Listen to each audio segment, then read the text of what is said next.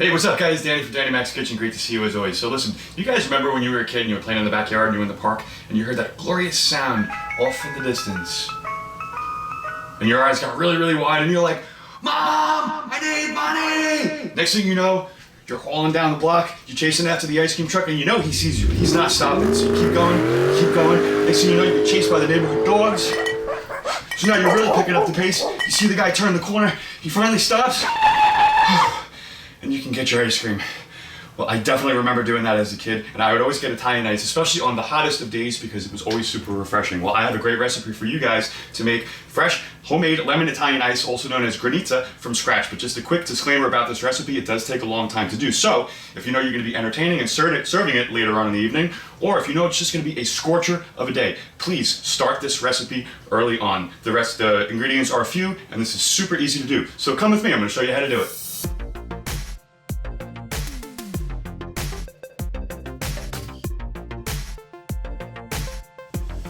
To start with, we're going to make a simple syrup. All that is equal parts of water to sugar. So I'm going to use 2 cups of water to 2 cups of sugar, bring it to a boil.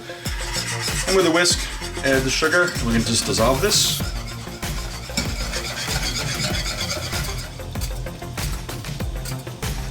Once the sugar has fully dissolved, kill your flame. Grab yourself a shallow dish. And we're just going to pour this mixture right into the dish. Be very careful while doing so. To this, I'm going to add an additional 3 cups of cold water. Very finely chopped mint, 1 bunch. And the zest of 2 lemons. Mix that up thoroughly. For this recipe, I'm going to be using 8 lemons, so I'm going to begin by halving them.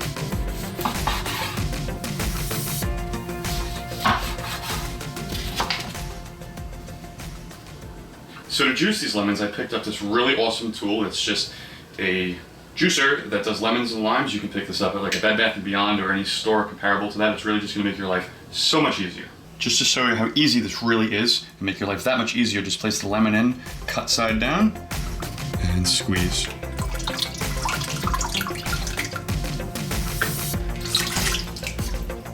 Okay, last one, guys. See how easy this makes your life? You get a lot of juice out of this, and you don't get the seeds. Alright guys, all you need to do now is take this, place it in your freezer. We're going to check back in about 45 minutes, show you what to do next. The entire process takes about 4 hours. That's why I said if you're going to make this recipe, you really need to start it early on in the day. Okay guys, it's been about an hour. A nice film of ice has formed on top of this. This is what we're looking for. So you just take a fork, and you want to start breaking it up and reintroducing the ice into the liquid, and we're going to replace it back, and this is what's going to really create a really fluffy ice. So just do this. Perfect, good to go, and we're just going to throw it right back in the freezer. Now guys, this is 1 hour later. As you can see, ice is really starting to form on top. Again, we're just going to reintroduce this into the liquid, really get it mixed in there. And this shouldn't take too much longer. I'm thinking maybe like another hour, hour and a half, and we should be ready to go. So it's been about 45 minutes. Let's take a look and see where we're at.